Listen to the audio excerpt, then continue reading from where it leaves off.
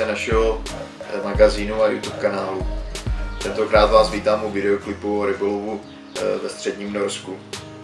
Letos jsme se vydali do středního Norska a rozhodli jsme se konečně pověnovat velikým trskám tmavým neboli kelerům. Jsou to ryby, které mám opravdu v oblibě, a to především kvůli jejich bojovnosti. Ještě předtím, než se ale na ně vydáme, tak si řekneme něco o vybavení, které pro jejich lov budeme potřebovat. Nebudu vyjmenovávat různé značky, ale spíš se zaměřím na ty důležité informace. Začnu od prutů. Pro lov kelerů můžete využít pilkrovací nebo přívlačové pruty. My jsme je tentokrát lovili pomocí přívlače, a tak budu mluvit víceméně o lovu na přívlač. Naprosto nejvhodnější jsou přívlačové pruty s gramáží od 50 do 200 gramů. V délce maximálně 2 metrů 60, 2,5 metru. V minulosti jsem začal s norskou přívlačí s pruty do 60 gramů, které jsem běžně používal i pro rybolov v Česku, ale po zkušenostech s pruty pro těžší přívlač jsem vlastně od těch jemnějších prutů rychle upustil. Nyní k navijákům. Používám naviják o velikosti cívky 3000 s návěnem 200 až 300 metrů v lasce 0,25. Já používám osobně platenku, což v případě mořského rybolovu považuji za téměř za nutnost. Je nutné pamatovat na to, aby měl naviják kvalitní zpracování, kovovou cívku, kvalitní brzdu, na kterou je spolehnutí a která nějak neprokluzuje. Výpary velikých kelerů jsou totiž natolik silné, že nějaký plastový naviják by se mohl v žiku taky rozpadnout. Sestavu, kterou jsem nyní popsal, mohu jednoznačně doporučit, jelikož ji mohu označit za nejvyváženější pro mořskou přívlač ze člunu. A nyní už nám zbývají jen nástrahy.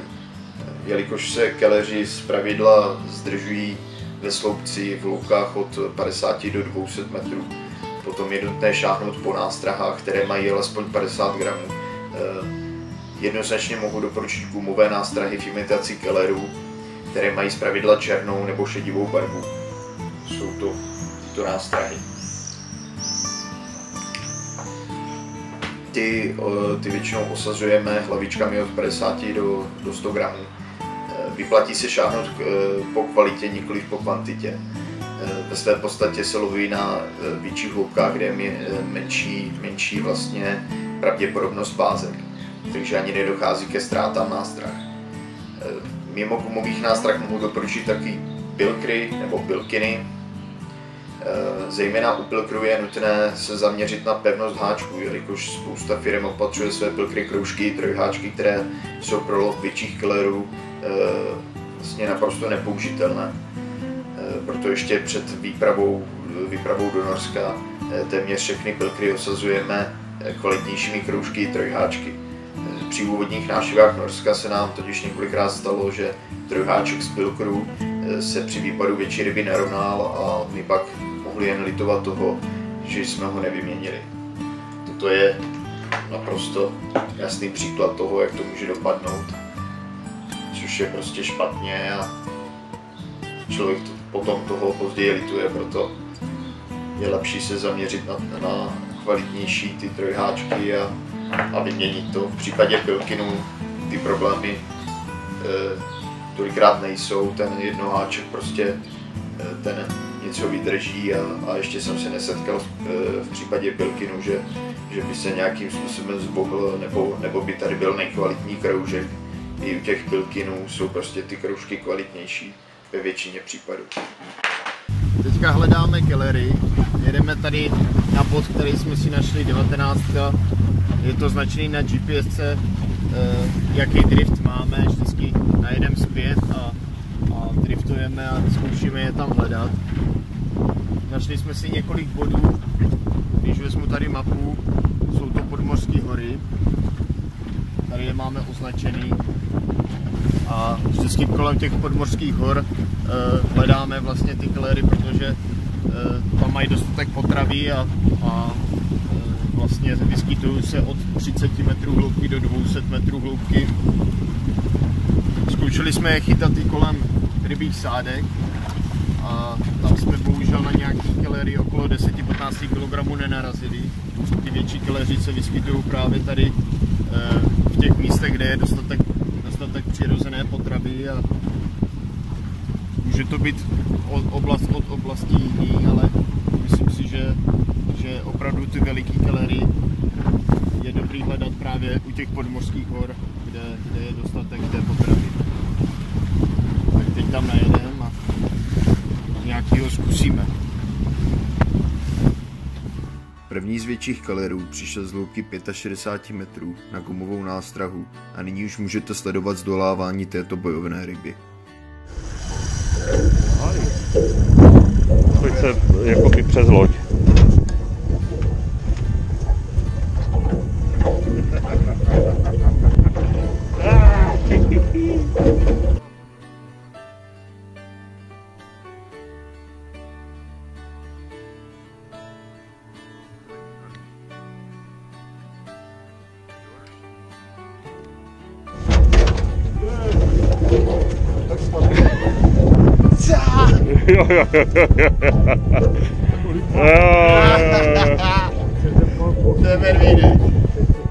Další treska tmavá přišla i hned v následujícím driftu a měřila rovných 120 cm.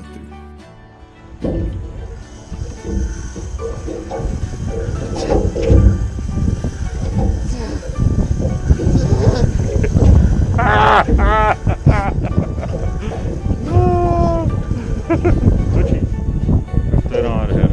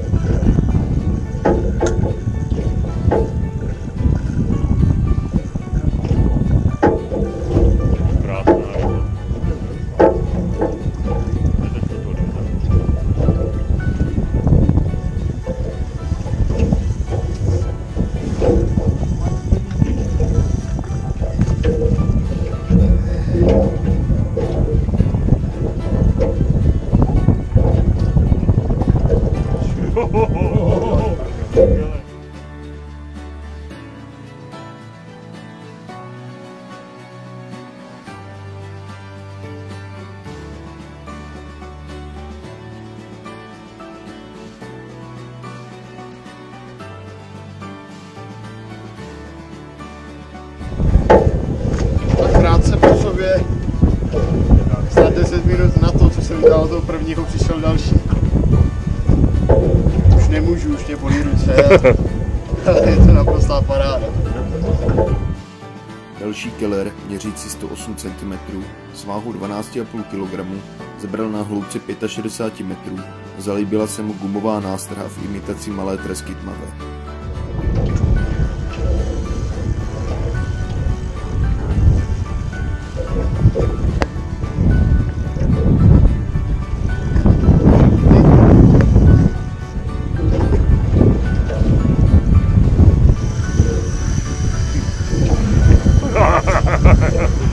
Co klepneš?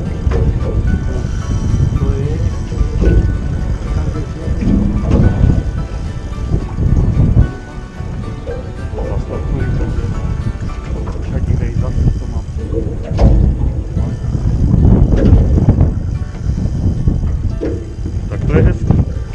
To je hezká práce.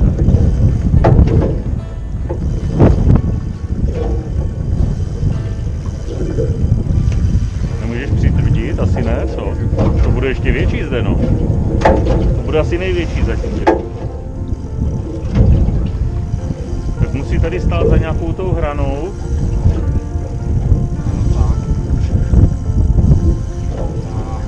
Ty vole, to jde. Jo, není možný, bude halík to. Zkus přitvrdit trošku. Ne? To není možný.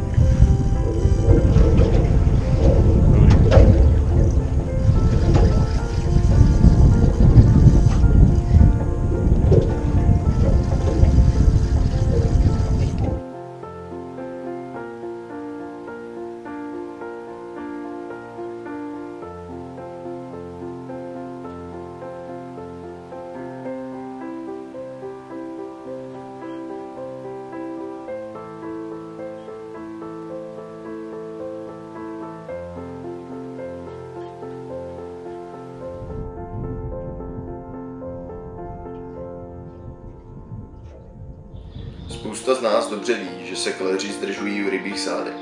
Zde je potřeba dodržovat pravidla vydaná Norským rybářským institutem. Tyto pravidla, včetně vyhlášky o minimální lovné délce ryb, najdete i na našem webu. Mimo jiné je dobré pamatovat při lovu rybích sádek na to, že pod vodní hladinou se nacházejí kotevní lana bojek a zařízení sádek. A proto je zde možnost vázek při neznalosti jejich umístění větší než kdekoliv jinde. V letošním roce se nám ovšem větší kelery přes 10 kg nedařilo u rybích sádek lovit. A podle našeho názoru se v našem termínu zde ani nevyskytovaly. Většina kelerů zde ulovených dosahovala délky maximálně 70 cm. I proto jsme byli nuceni hledat veliké kelery jinde, a to především kolem podmořských hor, kde se často zdržovaly.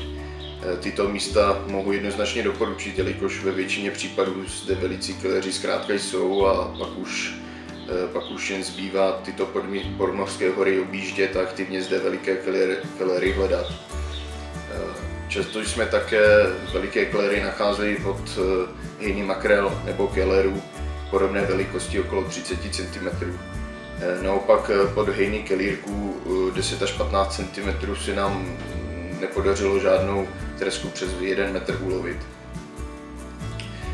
Různá zajímavá místa pro rybolov si můžete najít v podmořských mapách. Já osobně využívám stránku gulasider.no, kde stačí jen zadat oblast, ve které budeme lovit, a přepnout na zobrazení mapy hloubek pod slovíčkem SEOcard. Tato stránka nabízí spoustu dalších možností. Tu mapu si pak můžete nějakým způsobem stáhnout, když tam máte i účet, ale dá se to vyřešit i print screenem a pak to vložit vlastně třeba do malování a uložit si následně ten obrázek. Jakmile se vyčasilo a nebyl příliš veliký vítr i drift, okamžitě jsme vyrazili na naše uložené waypointy a místa, kde se veliké tresky tmavé zdržovaly. Keleři velmi rychle migrují, ale na druhou stranu se na místa, kde se krmí, opět vrací. A tak se vždy vyplatí uložit GPS souřadnice těchto míst a nadále je navštěvovat. Hledáme větší kelery. A myslím si, že jsem je našel.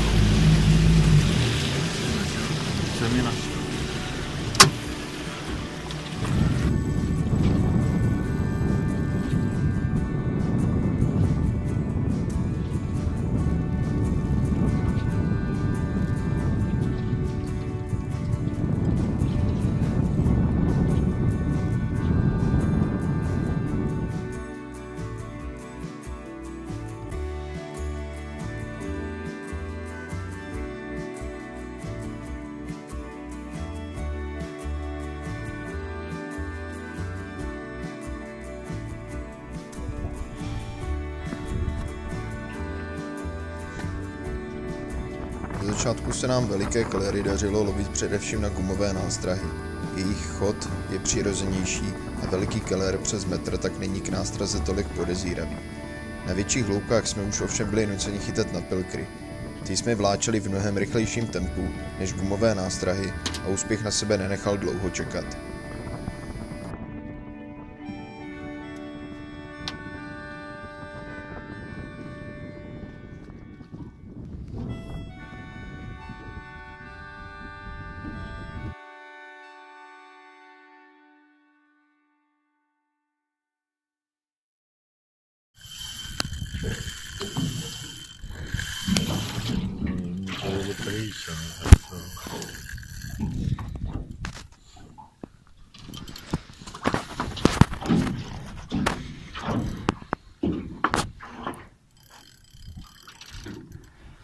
Zdolávání velikého kelera na přívlačový prut je vždy neuvěřitelný zážitek.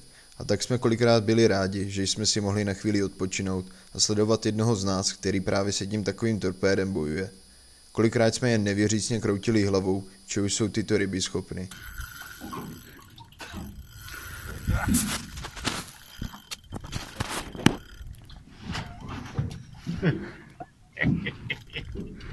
Si vždycky vezme.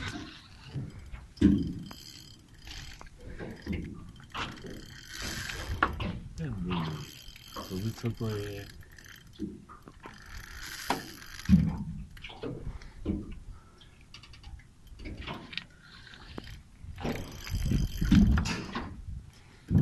možný, toto není možný. Z hlavy.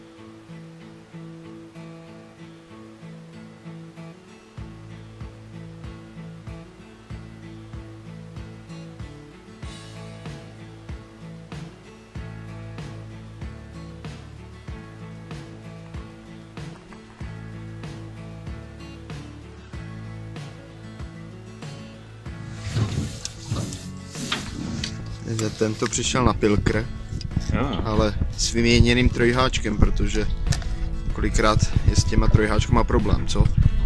Obrovský problém. Nepojmenované firmy tam dávají čínské šity.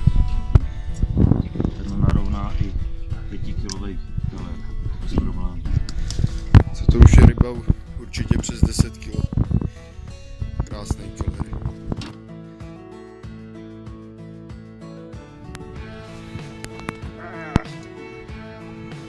Krásný.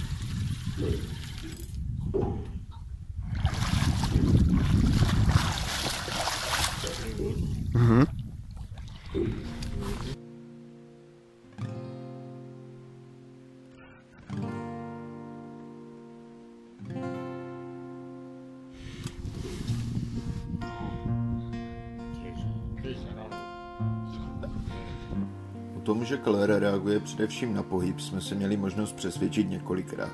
Nejpřesvědčivějším argumentem bylo například to, že náš nejstarší člen týmu, který častěji odpočíval než lovil a s nástrahou aktivně nepracoval, neměl za celou dobu od kelera přes metr ani jeden záběr.